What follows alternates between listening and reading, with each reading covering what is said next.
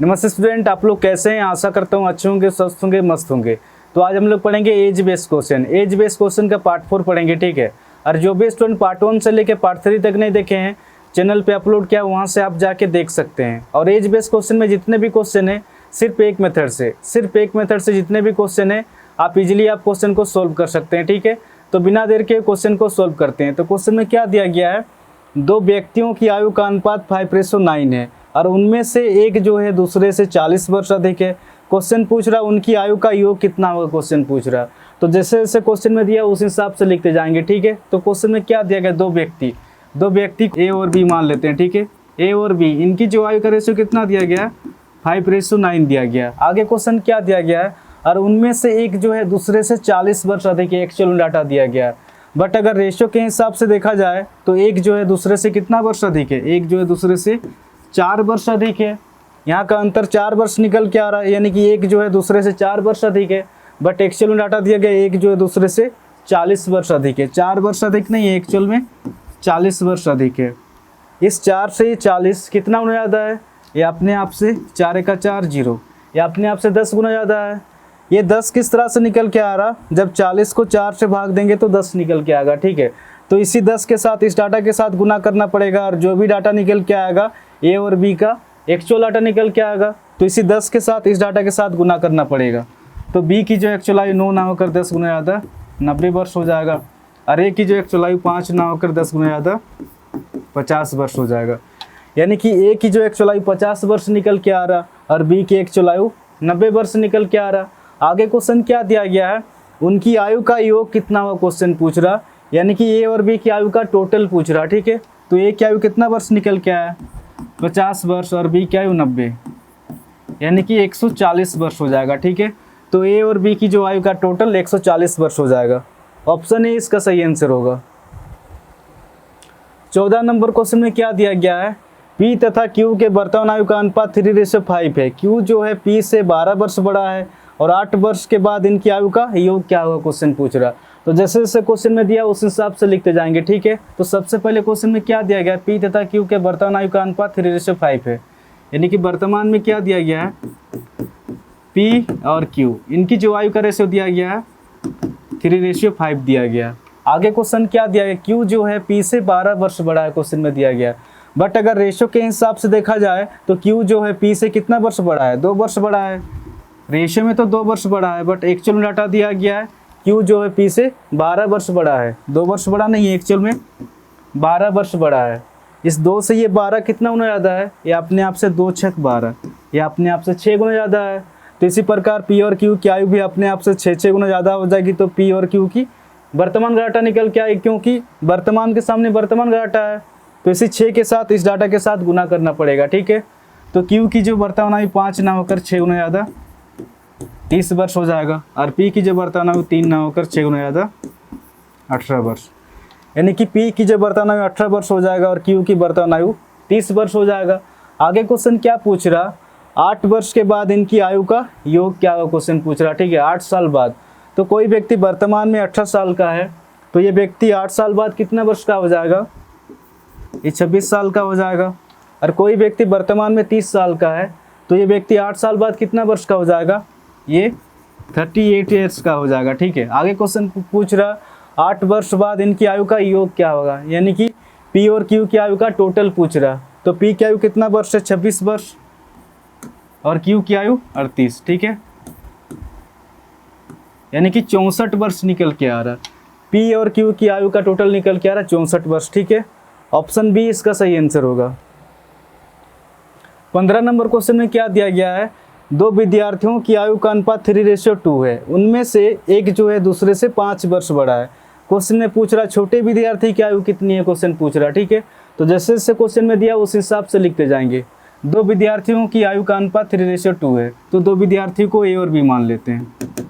ए और बी, इनकी जो आयु का रेशियो कितना दिया गया, 3:2 दिया गया। आगे क्वेश्चन क्या दिया गया है, उनमें से एक जो है दूसरे से 5 वर्ष बड़ा है।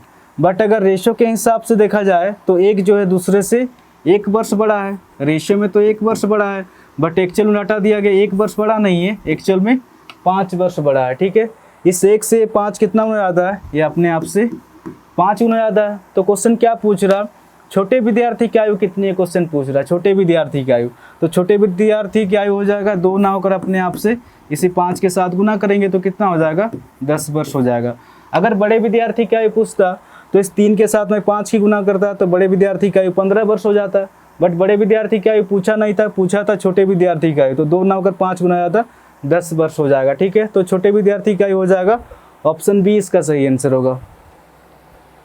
16 नंबर क्वेश्चन में क्या दिया गया है, 5 वर्ष पहले पी और क्यू की आयु का अनुपात 7:9 था, 10 वर्ष के बाद यह अनुपात 5:6 हो जाएगा। वर्तमान में उनकी आयु का अनुपात ज्ञात करें, क्वेश्चन पूछ रहा।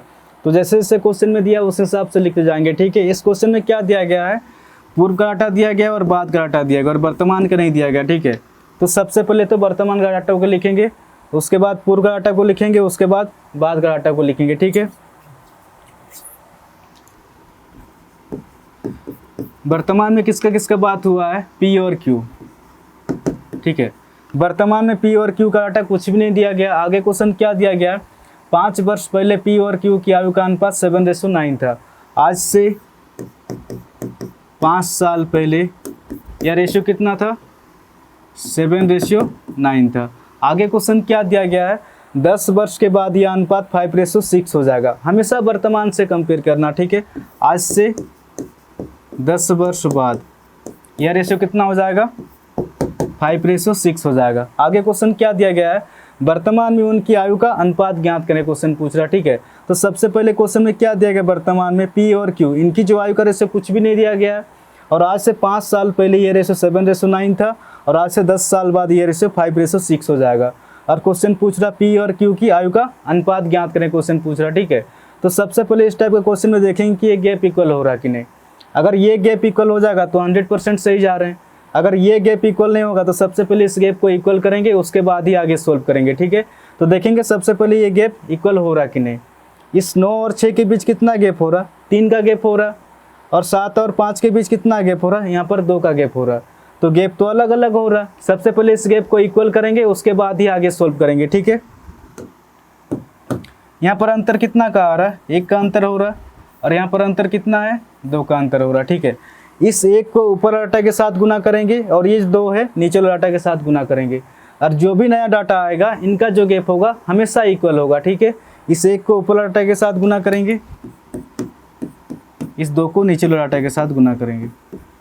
अब ये कितना हो जाएगा, 7 का 7, 9 का 9, 5 दूने 10, 6 दूना 12। अब इनको मिटा देंगे, जो भी नया डाटा आएगा इनका जो गैप होगा हमेशा इक्वल होगा। 9 और 12 के बीच कितना गैप हो रहा, 3 का गैप हो रहा। और 7 और 10 के बीच कितना गैप हो रहा, 3 का गैप हो रहा। दोनों तरफ गैप इक्वल हो रहा है, मतलब 100% सही जा रहा है। ठीक है, ये जो गैप 3 वर्ष का ना होकर एक्चुअल में तो पी और क्यू को यहाँ से यहाँ 5 और यहाँ से यहाँ 10, टोटल 15 वर्ष का समय लगा है।